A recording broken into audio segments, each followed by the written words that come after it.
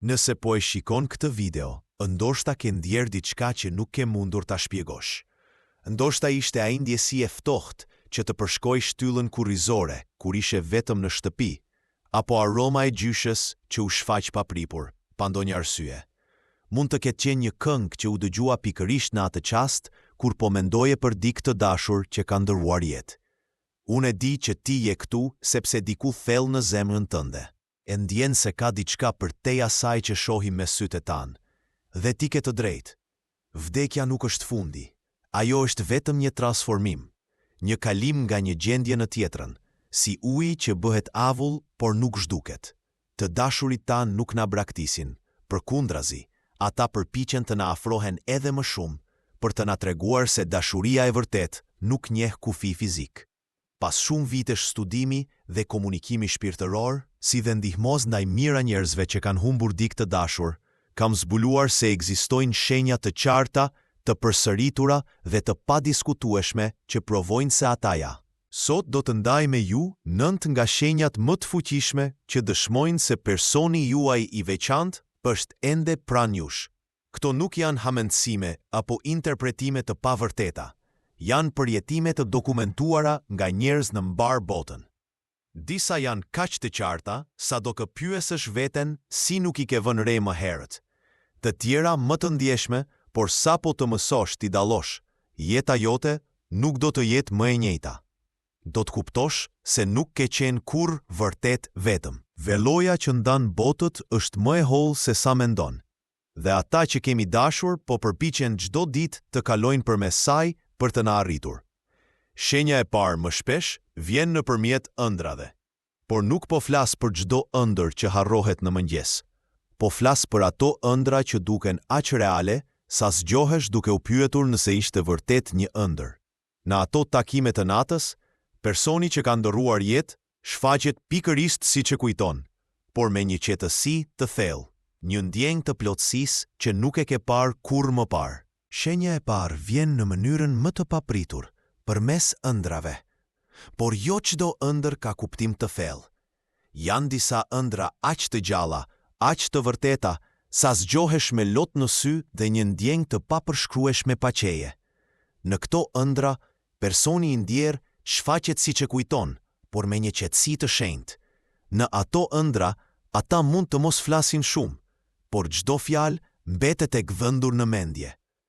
Një ndjekse, Mary, më tregoi se kishte parë babain e saj 3 ditë pas funeralit. Ai ishte në kopshtin e shtëpisë së fëmijërisë, duke kujdesur trëndafillat. Ai e pa, buzëqeshi dhe tha: "Bie, jam mirë, mos qaj më për mua." Mary u zgjua me lot, por për herë të parë që nga vdekja e tij, ajo ndjeu paqe. Këto ëndra janë të ndryshme, ato janë më të qarta, më të gjalla dhe kanë një ndjesi të thellë të realitetit. Ato sjellin qetësi, ngushëllim dhe ndonjëherë mesazhe të rëndësishme. Është sikur shpirtrat përfitojnë nga gjumi ynë për të hyrë në kontakt. Kur ne flem, mendja logjike pushon dhe komunikimi shpirtëror bëhet më i lehtë. Është si një kanal që hapet vetëm me qetësinë e natës. Këto ëndra ndodhin shpesh në muajt e parë pas humbjes, kur dhimbja është më e thellë dhe nevojitet më shumë prehje. Janë vizita të vërteta nga ata që duam. Kushto vëmendje ëndrave që të lënë me ndjesi të pazakonta kur zgjohesh. Ato që ndihen si një përqafim, një mesazh ose thjesht një qetësi që nuk ke ndjerë më parë. Janë mënyra të qarta me të cilat shpirti i tyre të bën me dije se është ende aty. Dhe këto janë vetëm fillimi. Tani do të flasim për shenjat fizike. Shenjat fizike janë ato që ndodhin në jetën e përditshme dhe shpesh janë aq të papritura sa të lënë pa fjalë. Mund të jenë aroma, tinguj, objekte që lëvizin vetë, ose zogjë dhe flutura që sillen në mënyrë të çuditshme. Në momentin kur ndodh, dalon gjithka dhe mendon: a ishte vallë ai? Një nga shenjat më të zakonshme fizike është aroma.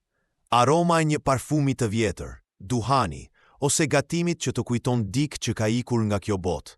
Papritur, pa asnjë arsye, ajo aromë mbush dhomën. Është aq e qartë sa ndalon gjithçka që po bën dhe mbush mushkërit me kujtim. Është mënyra e tyre për të thënë: jam këtu. Një tjetër shenje janë tingujt. Zëra të qetë që thërrasin emrin tënd, hapa në korridor kur shtëpia është bosh, ose zhurma që vijnë nga dhoma ku s'ka skënd. Këto nuk janë imagjinate, janë përpjekje për të tërhequr vëmendjen tënd, për të kujtuar se ata janë ende pranë. Objektet që lëvizin vet janë një tjetër shenje klasike. Një kornizë që rrëzohet pa shkak, një dritë që fiket dhe ndizet, ose një send që zhduket dhe shfaqet sërish. Ndonjëherë është një libër i veçantë, një fotografi, ose një kujtim që bie para teje pikërisht kur e ke më shumë nevojë. Rastësitë nuk ekzistojnë. Shpesh, zogj dhe fluturat janë bartës të mesazheve. Një flutur që sillet rreth teje, një zog që qëndron pranë dritares me këmbëngulje, nuk janë thjesht kafshe. Ata janë drita të vogla që vijnë nga bota tjetër për të ngushëlluar. Sa herë që shfaqen në momente të veçanta, është mirë t'i falenderosh në heshtje. Por ka edhe shenja më personale, si pajisje që aktivizohen vetë, një këngë që luhet papritur, pikërisht ajo këngë që të lidh me personin që ke humbur. Një video që hapet rastësisht ose një mesazh i vjetër që shfaqet pa dashje. Është si të dëgjosh një përshëndetje nga përtej perdes. Shenjat të tjera ndodhin përmes numrave, ora që ndalon në një orë të caktuar, 11-11, 42-42, ose data që lidhen me ditëlindje apo përvjetor. Universi ka mënyrën e vet për të komunikuar. Këta numra tërheqin vëmendjen tënde sepse përfaksojnë lidhje. Lidhje që nuk janë ndërprerë, vetëm kanë ndryshuar formë. Edhe ndjesia fizike është një shenjë e vërtet. Kur ndjen sikur dikush të prek supin, një flad i lehtë kalon përmes dhomës, ose një përqafim i padukshëm që të mbështjell pa paralajmërim. Janë përqafime shpirti që vijnë në momente kur ndihesh më e dobët, mënyra e tyre për të mbajtur gjallë. Në shumë raste, njerëzit tregojnë se ndjejnë një forcë të brendshme kur janë pranë një vendi të caktuar, varreza, kisha, dhoma ku dikush ka nderruar jetë. Aty ndjejnë paqe, por edhe prani. Kjo është sepse energjia e dashurisë nuk zhduket, ajo mbetet, ruan kujtimet dhe ushqen zemrat tona. Ngjarjet sinkronike janë shenja të tjera të forta, kur mendon për dikë dhe menjëherë ndodh diçka që lidhet me të, një mesazh, një telefonat ose diçka simbolike që shfaqet. Këto momente janë përgjigje, nuk janë rastësi, janë mënyra që universi dhe ata që na duan zgjedhin për të na folur. Mos injoro ato ndjesi të papritura, kur ndihesh sikur dikush po të shikon, kur ndalesh dhe zemra të rreh më fort pa arsye. Janë valle energjie që vijnë nga përtej. Shpirtrat tanë të dashur nuk ndalojnë së na dashuruari. Ata thjesht mësojnë mënyra të reja për të qenë pranë nesh. Ka raste kur fëmijët janë ata që e ndjejnë më shumë praninë shpirtërore. Ata shohin, flasin dhe qeshin me dikë që të rriturit nuk e shohin. Kjo ndodh sepse fëmijët janë më të hapur, pa paragjykime dhe më të lidhur me botën shpirtërore. Prindërit që i dëgjojnë fëmijët e tyre mund të zbulojnë mesazhe të jashtëzakonshme që vijnë nga bota tjetër. Një tjetër shenjë është ndjenja e papritur e qetësisë dhe paqes. Kur jeta është në kaos dhe papripur, për disa sekonda gjithçka qetësohet.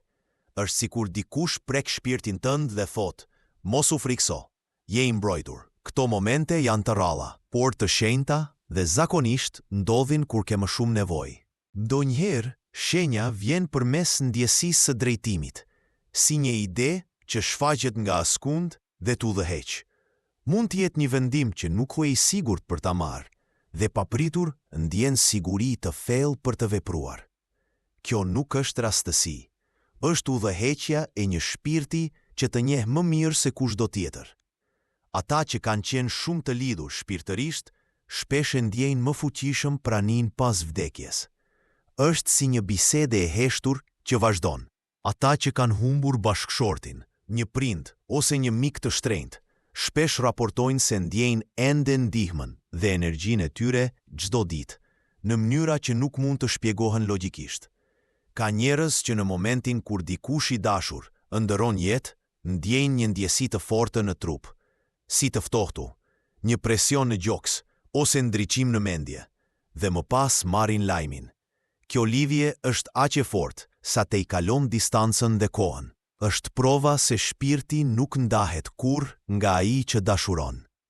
Shpesh, gjatë momenteve të vështira, dëgjon një zë të brendshëm që thot fjalë ngushëllimi, ose të kujton një këshill që ai person të ka dhënë dikur. Është një mënyrë e fshehtë që ai shpirt përdor për të dhënë forcë.